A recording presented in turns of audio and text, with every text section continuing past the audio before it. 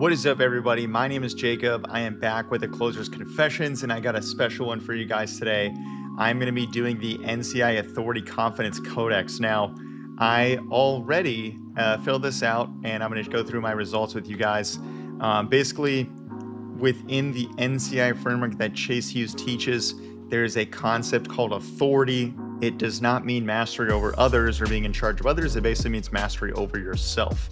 And it heavily affects your influence, your persuasion, and how people view you and how you're treated and all these different sorts of things.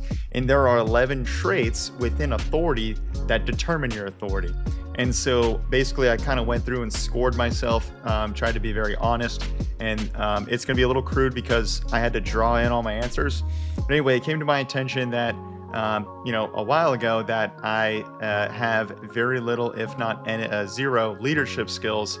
And whenever you have these 11 traits and you have one that is disturbingly low, it's a leak in your triangle, your authority triangle, and it prevents the entire thing from working. So basically, with this trait leaking so terribly for me, I am losing all my authority. And we all know in sales and persuasion, influence, you need authority, and for any job. So if I want to radically change on this and increase this and better my life, I realize that my career goals, I'm going to have to get my authority up, okay? Because I have these common recurring patterns where I'm not being given the respect I want, and it's up to me to fix that. It's not up to anybody else. And so I got with the Dean of Academics at NCI University, and we kind of went over a game plan on how I can make these quick changes and really dedicate myself to this. And you guys will think this is really interesting.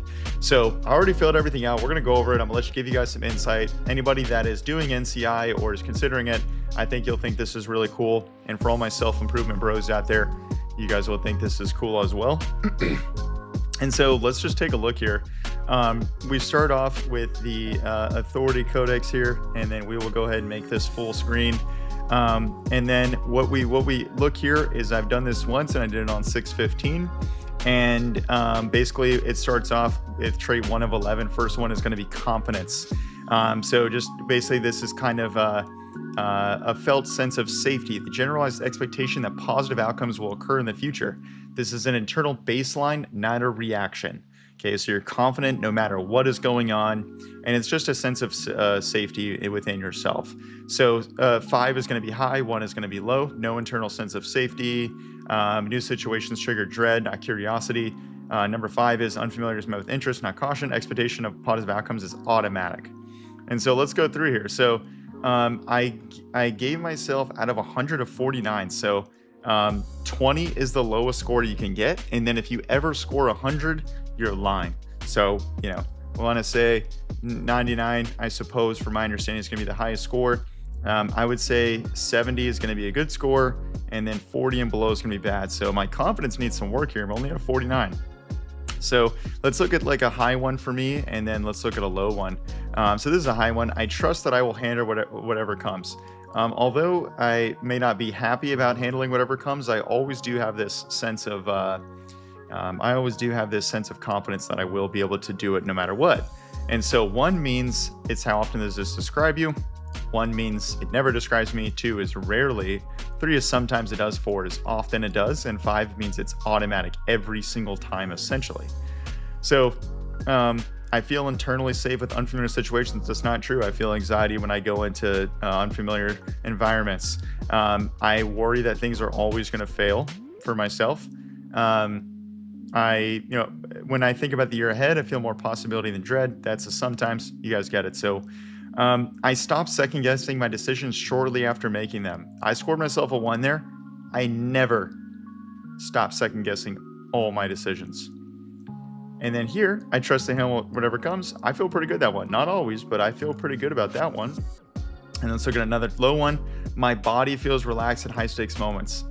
Does not. I will get anxiety like a crazy person a lot, so often, and I'll feel super tense, and it's all an act if I'm doing chill vast majority of the time. And then I act on my own judgment even when others disagree. I typically will. I have a really strong sense of that my judgment is correct. unless I'm looking to a leader to make decisions for me or I'm consulting someone. And that's something that I've built as I've gotten older. There's another one. I expect to be received well by people. I typically will expect people to like me. So that gave me a 49 out of 100. So discipline, the ability of your future to place your future self's needs above the desires of your current self. Every act of discipline is a vote cast for the person you're becoming over the person you are in this moment. And this is the big definition here. Just placing future needs above current desires. And on this one, I scored a 75. So in my opinion, I view myself as pretty disciplined, okay? And so let's look at some good ones and let's look at some bad ones. So I tolerate short-term discomfort for long-term payoff. Absolutely. I've underwent, and you guys will see this later, serious changes in my life that were not short-term gratification whatsoever, very successfully. So I'm really huge on this one. I do think I'm pretty disciplined. I will always pass up on something I want now for something more important later. Not always, often, very often. I will stay with hard tasks if I do see the ROI in the future. And then let's see if we can find a low one. I scored pretty good. So without needing external accountability, I actually thrive really well with external accountability from people I respect. So I had to put that as sometimes. It's not rarely, it's sometimes. No one's keeping me accountable to the gym, and I never skip that. I don't skip healthy eating, all these different sorts of things. I do hard things on days I don't feel like doing them. That's a sometimes for me. Version of me that plans the day wins over the one that wants to skip. Not always. I have specific memories where I have lost in that battle. Anyway, 75 and 100, that's pretty good. So leadership. Now this is the one I'm going to focus a lot of this video on, okay? Because this is my massive leak. This is where I'm terrible. And so I scored a 28 out of 100. Remember, 20 is the lowest score. That means I scored abysmally. According to NCI and what Chase Hughes teaches, this is going to basically like quote unquote ruin everything for me with how low this is. People defer to me in situations where I hold no formal title. Never, ever. The only time I actually would score really high in this is if this was specifically asking me about my personal relationships with women. So like the woman that I am primarily concerned with in my life at any given time, I actually am a pretty good leader. Every other aspect in life, never happens. Others begin doing what I do without being asked. Never. When I walk into a room, the energy room adjusts towards me. Never. People take responsibility when they are around me. More responsibility, never. My actions are congruent with what I say I value. I didn't really understand this one too much, so I just kind of put a 2 for that. I set the tone. I do not set the tone. Others become calmer, more focused, and honest in my presence. Maybe, rarely, my best of friends. Strangers take suggestions seriously. Nope. People never seek my input on anything I'm not officially a part of. I have no followers. So this just kind of gives you some insight. Now, this one, I scored really high on. I carry myself the same whether or not a title permits it.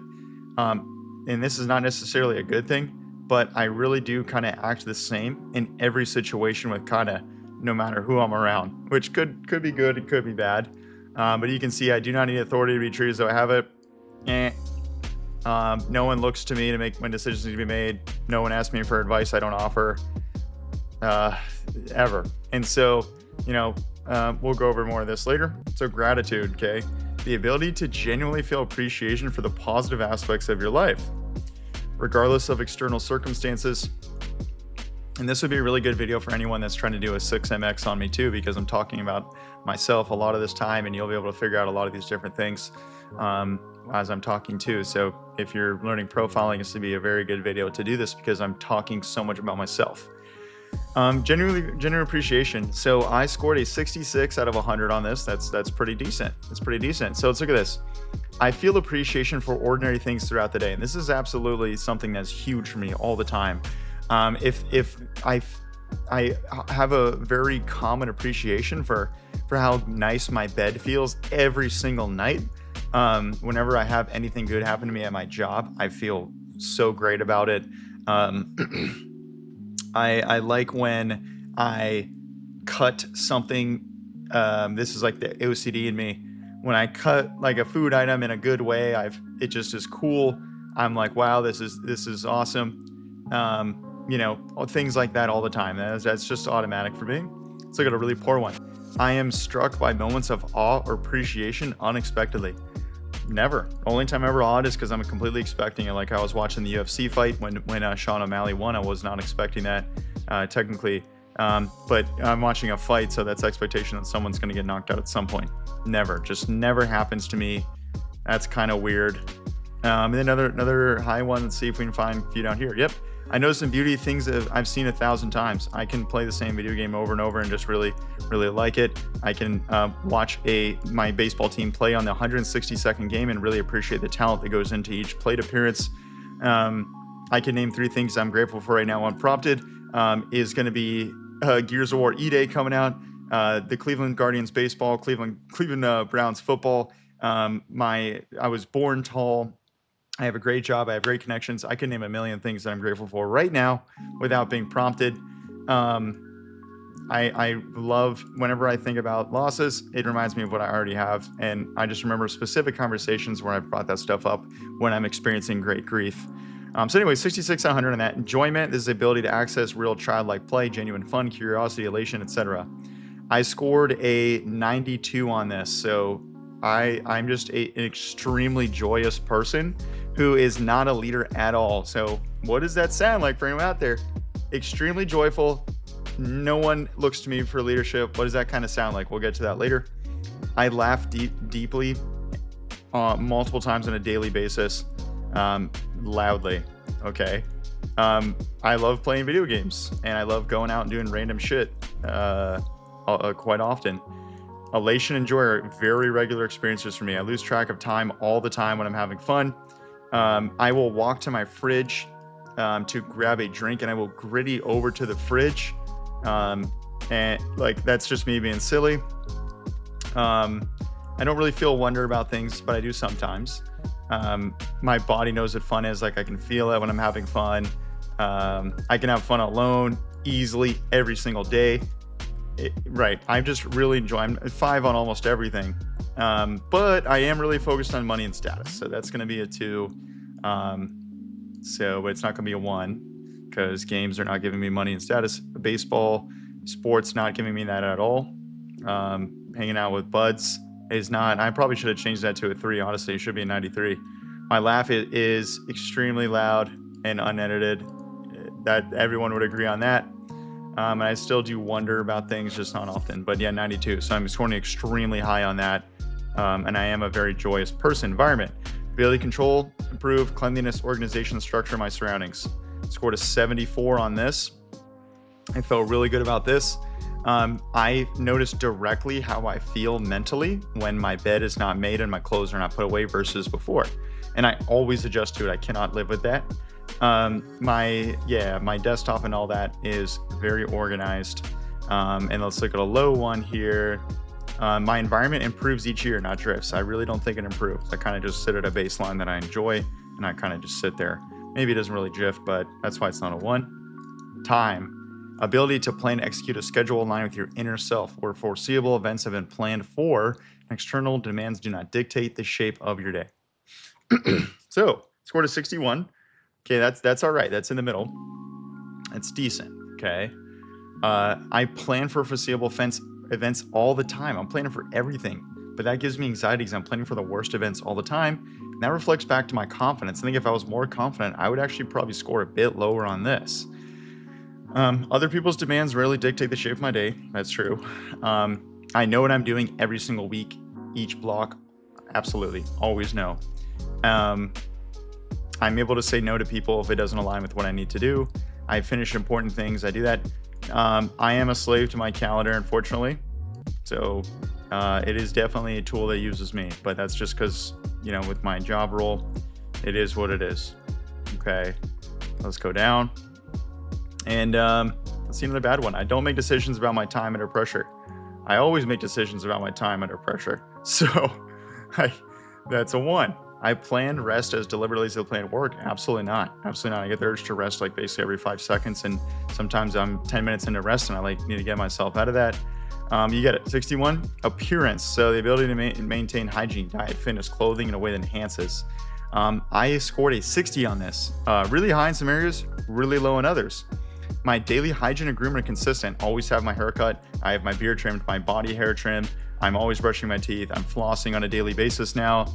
I have, I blow my nose. I don't let weird stuff in my nose. I'm doing skincare. My diet reflects care for my body most of the time. Yep. I keep a very high level of fitness. I want to be a very good fighter. I want to be very strong, and I'm always working on that week in, week out. I would be confident, unexpected photo of me taken today. I dress like a slob at home on a daily basis, wearing wife beaters, underwear, or wife beaters, gym shorts, and some sweats. I would not be confident in a picture of that whatsoever. I do not present with the same care alone or in public. And then the way I carry myself does not reflect self-respect.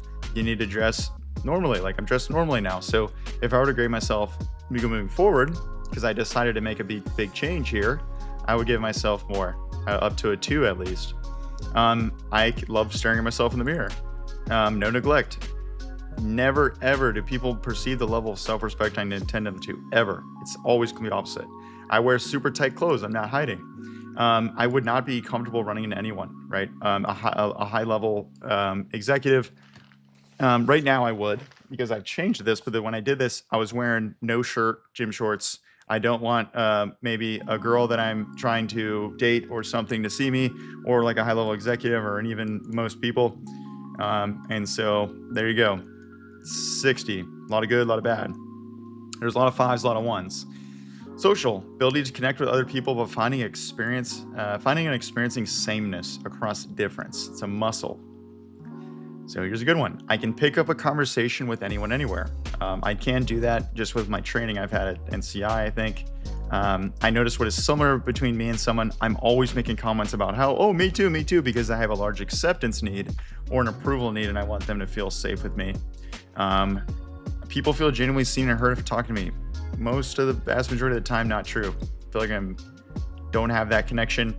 I do not connect even as close with different people as I do with similar ones. So that's rarely. I can be myself in any social context, not a perform version. I do that, but I don't. I currently don't want to, so that's gonna put me at rarely. Here's 5. I do not perform a character. Now there's like the reverse. I never am performing a character, ever. But if I were to act how I needed to, it would be a character. So that's why I need to level up my leadership and my authority. I leave interactions without feeling nourished, not drained. Anytime I leave a social setting, I want to go home and spend inside for 3 days, because that's how I get drained by social interactions quite a bit, because I'm kind of an introvert. Financial. Anyway, so 61, pretty all right. Financial, 86. I scored extremely high in financial. I know where my money comes from, where it goes in real time. I do. My spending is extremely intentional. I feel extremely organized. My financial plan is very consistently executed. I always have that long-term view. I would remain financially stable even if my income drops meaningfully. Absolutely, because I have no debt. I could easily weather a financial surprise, unless it was even if it was stage 4 cancer, I guess I could now, because I have health insurance now. Number 1, money is a tool, not a scoreboard. I unfortunately do view money as a scoreboard, and I love seeing my score go up. I have so much financial distress despite being very secure, and I just don't feel like I'm where I need to be yet. I could not handle a year of reduced income. That would severely ruin my life in a lot of aspects. So that's 86. So I scored extremely high on this and joy. So, and then composure, finally, the capacity to stay true to yourself under pressure. Okay. And so let's look at this. I am not swept by anger or unprovoked. I am certainly swept by anger when provoked. I've recovered quickly after a stressful event. I have anxiety for days after a stressful event. Here's a good one. I keep the long view in sight during short-term crisis. I always do that because that helps me reduce my anxiety. I do that voluntarily. I can disagree with someone without losing myself. The thought of disagreeing with these high-level executives in charge of me kind of scares the shit out of me. So that is definitely not true. My body stays settled sometimes. I can make decisions from the calm part of me, not the agitated one sometimes. Criticism does not collapse me or inflate me sometimes. I might want to change this to rarely. I think I probably should change this to rarely. So I scored pretty low in composure, 40. It would be 46. Pretty low. That's not good. So now let's look at everything here. So we look at my red bars. Enjoyment and financial are very, very high. Leadership is abysmally low. Composure and confidence are not good. And so let's go over here what this looks like. And I was asking you guys, think, and someone who's extremely joyful and has no leadership and no composure, what does that sound like? 10-year-old. It sounds like a 10-year-old. And I was recently told that I presented myself in a very childish way in an event, and it only upon this scoring does it reveal to me that that's exactly what I do, and that has been a recurring pattern in my life. And so if I were to try to not act this way, I'd be knocking my enjoyment scores so far down because I'd be putting on a mask to get this one up, and then this would be a big leak and everything would fall apart. So I need to keep this high, or at least take very small hits to substantially increase my leadership. Because like I will probably be an extremely pleasant person, a nice person to be around if I do this, and people will give me massive amounts of respect. Because this one is so incredibly high and this one is so low, and my composure is low, right? Because kids throw tantrums and stuff like that. But at least I have these two, right? Right? And all these other ones are middle, but they're not focuses. This one is really, really low, and I need to focus on that. Incredibly so. Leadership's my priority trait. I got a 20 out of 100. And then here's the development plan. So we don't need to go over that. And then I already isolated my growth priority. I baselined myself because I just took this one. What is it? Score, right? It says do not skip, but I didn't skip it. It's just something we don't need to talk about. So stop, start, edit. So let's pull this up here. And then we're going to pull, this is my plan. So stop is, what am I currently doing that reduces this trait? Start, what's one thing I can begin that would increase it? Edit, what relationships with other people in my life need to be adjusted, distanced, or ended? Even online relationships. And so what I did is I put together 3 people that I view as very effective leaders. LeBron, I'm not going to say the last names, Caden and Chase. Okay, so anyone that knows me knows exactly who I'm talking about here.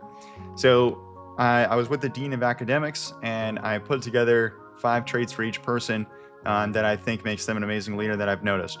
LeBron puts a crap ton of effort in all the time. He's a very clean reputation off camera. He's known for being a family man. He takes charge and ups his effort in difficult situations. Ups effort because team is struggling despite even if he's having a great day. He takes risks in high-stakes situations. He takes the final shots. He runs the final play. He decides what's happening. And stewardship, he's very, very extremely wealthy. He's a billionaire or whatever. He doesn't flaunt it, and he's humble about it, okay? We have Caden, very smart, and he helps others with his smarts. He uses his smarts to help others be successful in life. He makes correct decisions. A lot of the times, everything he does ends up being the correct thing. He considers a wealth of evidence to come to a thoughtful conclusion, and that's why it comes correct. He's considerate. He considers how his decisions will affect an entire team thoughtfully, not just himself. He's in good shape, and this obviously applies to LeBron, but that's what it goes without saying. He's a fit person. He leads by example with health, and he's overcome tremendous odds for personal success, okay? Now, Chase, he has a warm, kind calmness about him 24/7. He's a complete and utter expert in his field, highest level of knowledge out there. He's put in tremendous hours, 20,000 hours into his field, extreme dedication, remains composed 24/7 in stressful situations, contagious composure. You become more composed by being around him because of that leadership. Willingness to elevate others regardless of personal gain. And so, that's self-explanatory. And so let's look at the plan that me and the dean went over. So behaviors that I can stop. Basically, what I need to do is find the opposites of these and see if I'm doing any of these.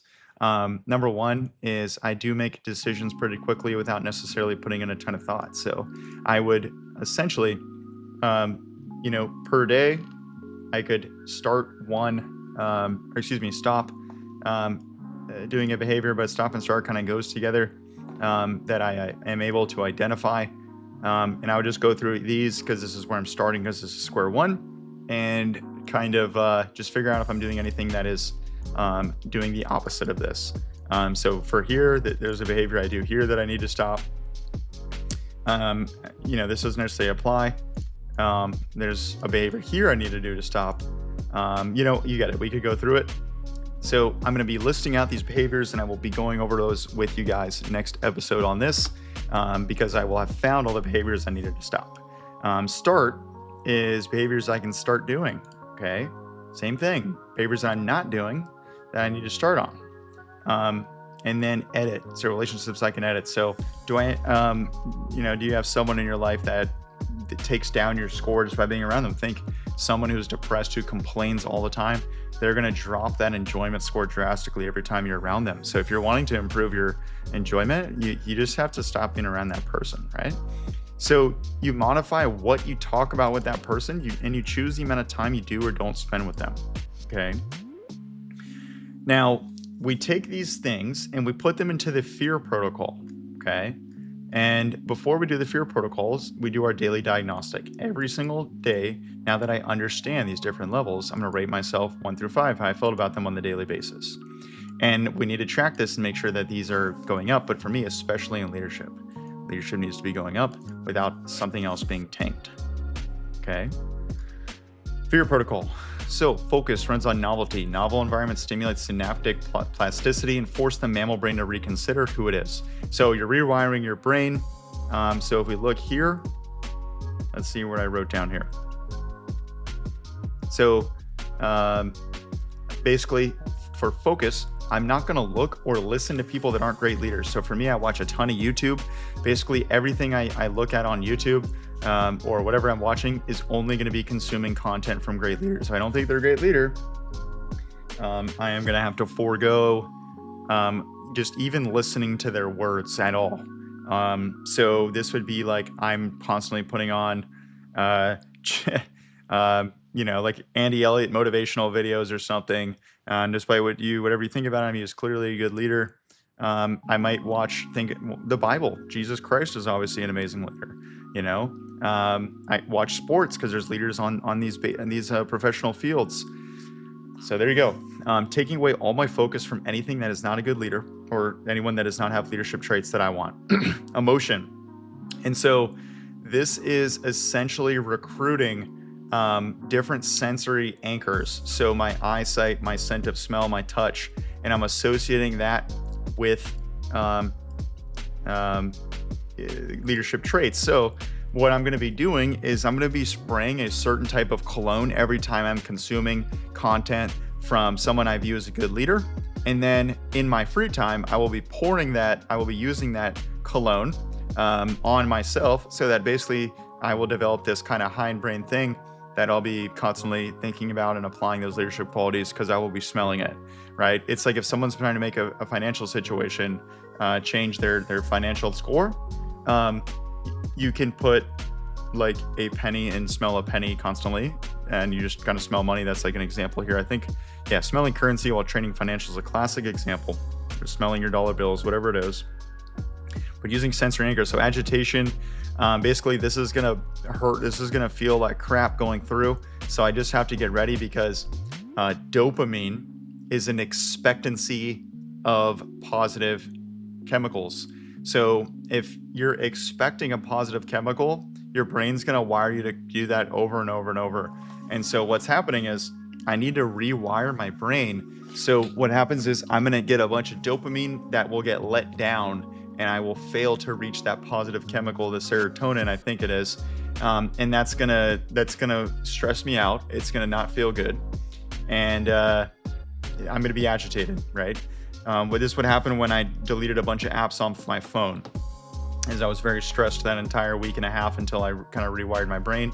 And then your brain starts to change your reward system. So the positive chemicals come from not doing it or doing other things. Like right now I get no positive reward from displaying a leadership trait, and then it will start to reward me chemically when I display leadership traits. So that's what I'm going to do on that front. And then I just have to do it over and over and over again. And so this will give me a layer of accountability because I'm talking to you guys about it. And then kind of documenting my journey here. But that is what I'm going to do. So, and of these 15 traits as well, I'm going to copy and paste them at the end of each day. And I'm going to score myself on 1 to 5 and how well I did. And I do want to attack each trait with complete ferocity. So I want to do as much as I can because I want to make a radical change here. And then really just level up my authority, because it's going to leak out into, in a positive way, into so many areas of my life. And I'm really looking at a complete transformation start to finish here. And I really am dedicated to my craft, so I want to do this. So anyway, I thought everybody out there would think this is super cool. Oh yeah, this is where it talks about. So dopamine is not a pleasure chemical, it's the pursuit chemical. So it's pursuit of pleasure. Serotonin is, oh, maybe it's oxytocin. Yeah, so genuine connection, so it's a trust signal.